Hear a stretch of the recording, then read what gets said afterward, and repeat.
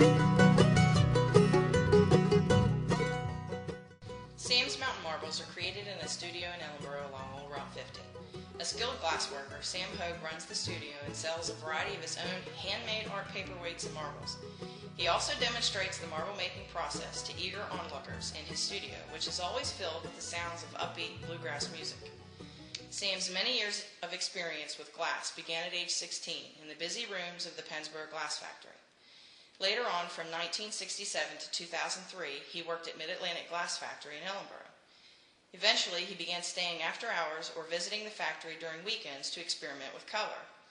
Around 1992, after reading a book about marbles, Sam decided he'd like to try his hand at making them.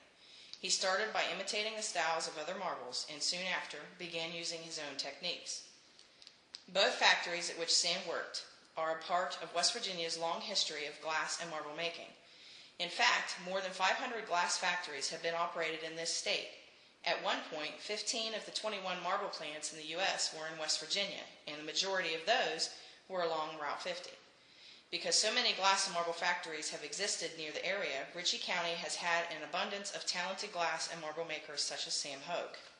When the Mid-Atlantic Glass Factory shut down in 2003, Sam continued what he had been doing for most of his life. He had always loved to make glass, so he believed it didn't make sense for him to stop.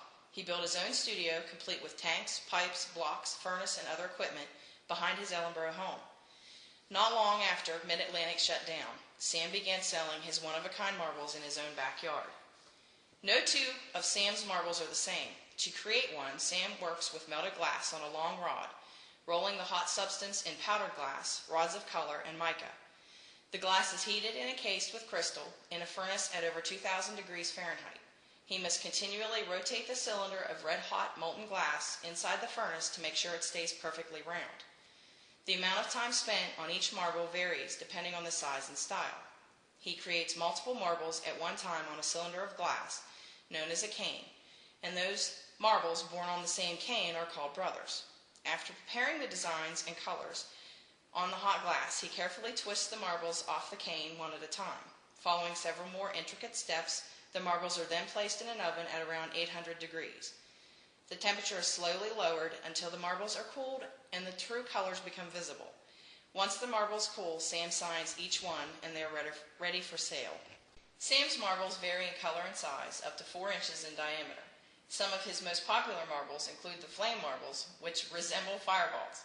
Also well known are his trained seal marbles. Their clear color displays a small ceramic seal jumping through a ring made through air entrapment. Several of these are even on display in an England museum. Sam is generally available Monday through Friday from 8:30 a.m. to 3:30 p.m. He prefers visitors call him at 304-869-3146 to let him know they are interested in stopping by or seeing a marble making demonstration. His marbles can also be purchased through his website, www.samsmarbles.com, which contains a short movie of Sam making marbles. A large green sign in Ellenboro, on the side of Old Route 50, points the way to his studio located behind his brick home, as well as a small store which houses his unique handmade marbles and paperweights.